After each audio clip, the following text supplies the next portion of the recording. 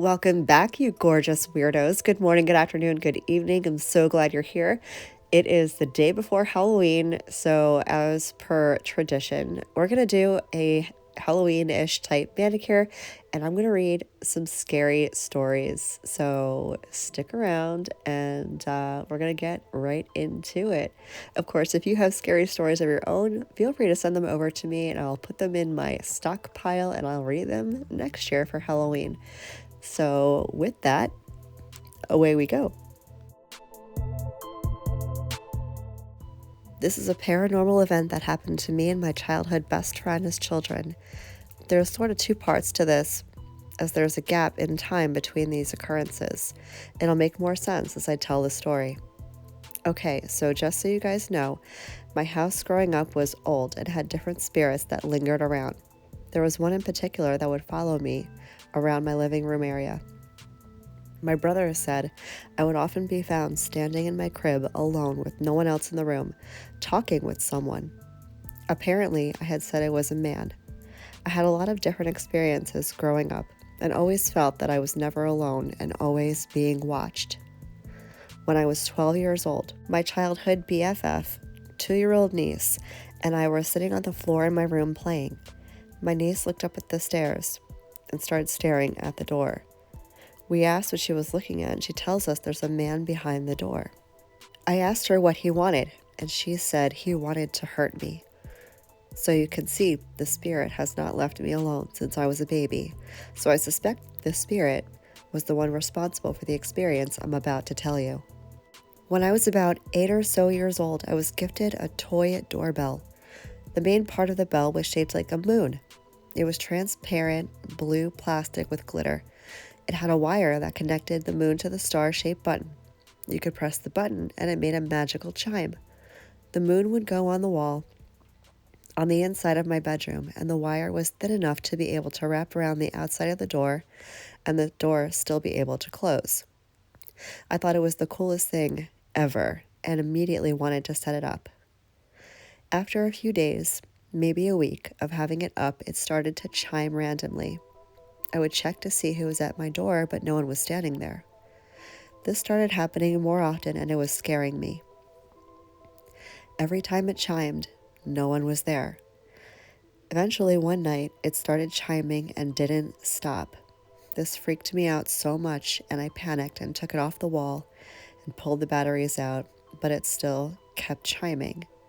I was beyond scared now, so I opened the door and ran out of my room and into the hallway.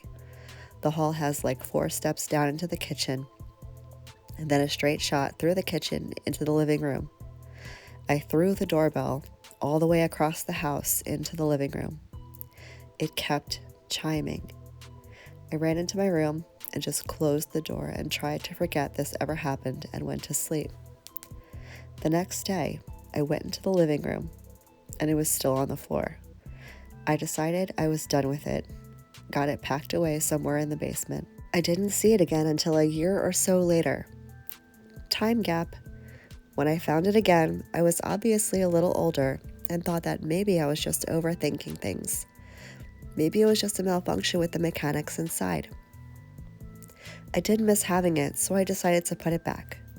It wasn't long before the chiming started on its own again, and this time it started falling off the wall. I knew there was the spirit. I had gone through some things in this time and it was put away, so I was a little tougher. Instead of being scared, I got angry. Whenever it was bothering me, I got more and more mad. Each time it fell off the wall, I put it back more aggressively. I guess me being mad and my negative energy made the spirit mad as well, because one night, when my childhood best friend spent the night, it started again. It was chiming and falling off the wall. At this point, I was fed up. I got up, marched over to the door, and grabbed the moon and slammed it back onto the wall. My best friend was standing in the middle of the room while this was happening. After slamming it back on the wall, I marched out of my room into the hallway, on my way to tell my mother what was happening and that I was angry about it because I felt like the spirit was harassing me. As I turned into the hallway to go down the 4 steps, as my mother was in the living room. I didn't even make it halfway down the hall before my best friend screamed horrifically. I immediately ran back into the room to find my best friend cowered in the corner of my room, terrified and sobbing in fear. They pointed at the doorbell, and I saw that the moon part was laying on the floor in the middle of the room with nothing else attached. I looked at where it was hanging, the door frame, and saw the wire just swinging back and forth violently. The star button still attached to the outside of the door. I picked up and looked at the moon, and the wire had been ripped clean out of the casing. I couldn't believe what had happened. I had never seen my friend look so terrified before. The spirit had ripped the moon from the wiring and sent it flying at my best friend, and my friend ran to the corner of the room to avoid being hit by it. It actually attacked. I was so shocked and was terrified. Obviously, the toy doorbell was trashed after that. This was so scary though, and my best friend and I still talk about this experience we had. We'll never forget what happened that night. What do you guys think? As I got older and had more experiences, I really had to try and convince myself none of it was real and close my energy off to spirits to keep myself safe.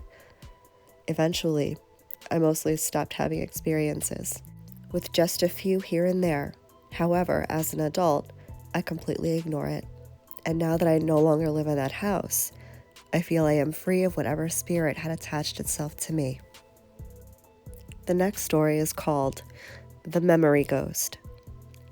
So this is a really weird story about this ghost, but it started when I was 12 and ends around 3 months ago. When I was a kid, I would always hang out at my best friend's house. His dad was a retired basketball player, so his house was massive. When I turned 12, my friend's mom and sister moved into this big house that was newly built across from this gated community I used to live in. I don't live there anymore. Anyway, about 2 months after the house was newly built, I came over to visit. We played Mario Kart and Smash, and my mom and me kind of stayed longer than we thought, so we had to leave. But we wanted to explore the house a bit more. It's no secret that I was tired. So I went into this closet, and I heard a slight laughing. It could have come from another room, but I remember my friend's cousin wasn't staying over. That's when I saw this girl, around my age, at the time swinging on a swing set, almost hovering above me. It was as if she was a fragment of reality, completely intangible, naturally. It was as if it was peering into a window of time. I never told my mom about it because I brushed it off as something that was just whatever, but I kept thinking about it. The girl was white or Hispanic, I think, and she wore a dress straight out of Little House on the Prairie. At least it had those vibes. Nothing crazy ever happened again for at least a year and a half. I had gone over to that house multiple times by then, but eventually I was about 14 and I saw her again, and it looked as if she had been dressed in fancy clothes and makeup by an older sister or something. Then I remembered she looked familiar and similar to the ghost I saw back then. But the thing that was really interesting was it was as if the ghost's memory or presence had aged with me. That's when I started to think that maybe I did see a ghost. That ghosts can be fragments of memories from long past as well as wandering souls. 2 years after that, I saw her again, looking noticeably older. She looked to be running off to see a boy or crush or whatever. One thing these situations had in common was all of the events were at night when I was completely alone in a room. At that point, this couldn't be justified as a coincidence. When I turned 18, I entered a really stressful period of my life. I was getting ready for college. I emancipated myself from my dad, but my mom was going through breast cancer, and I had to play damage control for some of my more effed up family members. I could feel myself breaking down, and I didn't have a place to stay at the moment. That brings us back to that house again. I slept in the guest room no one really ever slept in. I could barely get any sleep. The fear of what happened to my mom kept me awake. Then one night, I didn't know how long I was awake. I was really groggy. The ghost appeared, hovering over me while I was still in bed, refusing to make a move. I was practically in a stare down. I was unnerved, but not unhappy to see her. She was older again, my age. When I woke up, I have no idea when I even went to sleep. I felt weighted down, and my clothes looked as if I had had a wet dream, which I hadn't in a long time. I forgot about the ghost when I entered college. My mom had beaten breast cancer. I got myself a film degree. I was ready for the next stage of my life. My friend's family even left that house. It was a few months ago I told my mom this story after we were driving back from storage. She rolled her eyes at the wet dream part, and who could blame her? But for every other part of the story, she was unusually stone-faced. She asked me what she looked like. I told her. My mom responded by saying my mom's friend and sister heard about the land of the house being haunted by some girl wearing a dress by people who knew about it. When they moved there, they were warned, but laughed it off. However, for some reason, no one who lived in that house got to see her, except for me. This next story is called Demon Encounter on a Dirt Road in the Middle of Nowhere, Midwest, U.S. I will start by saying this is a true experience I had and it has stuck with me since. I know it's cliche to start with, but it's just something I need to preface. This all started around 4 years ago, and it was about 10 p.m. I was staying at a friend's place, and we were playing whatever games we decided to, just shooting the shit. He asked me if I wanted to go mudding in his father's truck. I asked him if we should because he told me he'd already been through the car wash prior to me getting there. This is important for later. He said it was no problem with his dad, and he didn't mind, as he had already taken it out before. I said sure, and we headed out and did exactly what we intended to do for about 30 minutes or so, playing music through the Bluetooth setup. Somewhere along the way, he mentioned this road in the middle of nowhere, where supernatural phenomena was supposedly happening, and particularly this one spot on the road where it was most prevalent. The spot in question is the side of the road where a lot of discarded concrete mixers with rebar is dumped. I don't know why it's there or why the city hasn't drove some people out to get it disposed of, but it's illegal and dangerous. Past the concrete is wild grasses and plants that are never cut, and a pond. Past the pond was a barn with a lamp-type light hanging over the front door. This light is always on and shines this greenish, mostly yellow light upon the ground with the forest behind it all.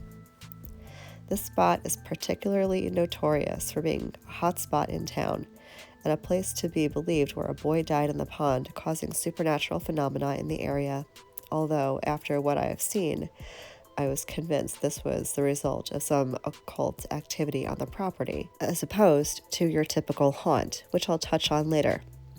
I will mention it's claimed that if a dog crosses the road at night in front of you, you should turn around and leave, even if you aren't parking your car in the spot. Me and my friend finally arrived at the spot at about 10:55 p.m., and we sit on the side of the road with the vehicle turned off. It was turned off because, supposedly, if you have devices or the vehicle running, you are unlikely to see anything. However, if you turn all devices and vehicle off, you're more likely to see something. As we sit there started to be these lights appearing amongst the tall grasses. They came and went similar to fireflies, but the lights were a pale blue instead of the typical yellowish orange. Then we gazed at the barn where the greenish yellow bulb shined upon the ground, and two of these creatures came out from the tree line. The thing was, these creatures were so dark in color that they stood out against the darkness of the woods before even approaching the light. When they emerged, they were the size of a large buck or a small elk. They looked humanoid, but walked on all fours, but only stood just above the ground. Their limbs were unnaturally long, and their body was bigger than possible for a person. They crawled like a spider towards the light, which even when they were directly under the light, made them look like a black hole that absorbs all light. There was no shine from the light on these things, although they clearly casted a shadow. My friend was terrified and unable to look away. I asked him if he could see them, to which he responded he could, describing exactly what I just saw. We then looked down the road because we thought we saw something, and we only looked for a short glance. By the time we looked back to the creatures, they were gone. We were startled by the disappearance of the creatures and left the area as soon as we could. This next story is called It Wasn't My Mom. Many years ago, I wasn't a teenager yet, but close to that age. I had an experience that kind of freaked me out. I was having a really bad day mentally. I have anxiety and depression and struggle sometimes. I was painting my nails in my room, I think, and at the corner of my eye, I saw my mom. She had a face mask on, like the self-care type, and was wearing a shirt that she had worn a lot. I asked her if she wouldn't mind getting me a glass of water, and she walked away. 10 minutes go by, and she never got me my water. I stuck my head out of the room and saw my mom sitting on the couch.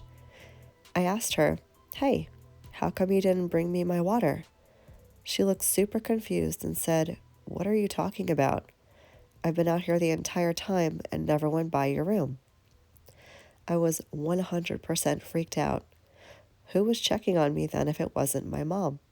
It couldn't have been my dad or my sister, as they weren't even home at the time. It was only my mom and I. We believe someone was checking on me to make sure I was okay, and that someone could have been a passed on relative or angel or something like that.